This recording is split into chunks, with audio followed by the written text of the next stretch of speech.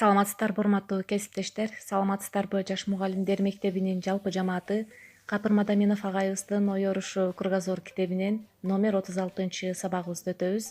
Бүгүн өтүлчү темабыз илимий техникалык прогресс. Сабакты даярдаган Айнура Кабелова, Жалал Абад облусу. Илимий техникалык прогресс. Биринчи, илимий техникалык прогресстин маңызы. Илимде, техникада, өндүрүштө кескин алга жылуу болуп, коомдук турмуш өзгөрөт.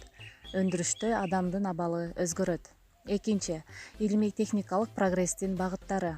Автоматташтыруу, роботтар, микроэлектроника, компьютерлештирүү, лазер техникасы, радиолокация, магниттик унаалар, космос техникасы, генетика, биотехнология. Үчүнчү, технологиялык революция. 20-кылымдын аягында персоналдык компьютерлер менен интернет байланышы, уюлдук байланыш чыныгы төңкөрүш болду. Миңдеген адамдардын аткаруу ишин бир эле компьютер бүтүрө турган болду. Убакыт, энергия, каражат үнөмдөлдү. Төртүнчү, жасалма интеллект. 1956 жылы бул термин киргизилген. Компьютерлердин жаңы моделдери дүйнөнүн чемпиону менен шахмат ойноп утуп алган.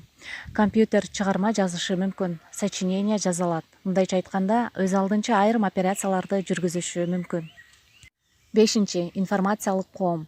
Илимий техникалык прогресстин натыйжасында постинструментариялык коом кескин трансформацияланып, информациялык коом келип чыгат. 1962 жылы Хаяши биринчи жолу ушул терминди киргизген.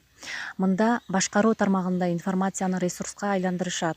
Өнүгүү эми техникалык эмес, интеллектуалдык ресурстар эсебинен ишке ашат. Медиатизация, компьютеризация, жасалма интеллект пайда болгон. Алтынчы, нано бөлүкчөлөр.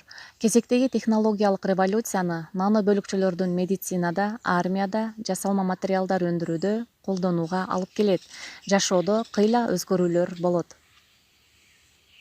Сабагыбызга тиешелүү терминдер менен таанышып алалы. Медиатизация – информацияны сактоо, топтоо, таратуу. Компьютерлештирүү – информацияны издөө, кайра иштөө. Лазер – энергияны импульстар менен бөлүп таратуу.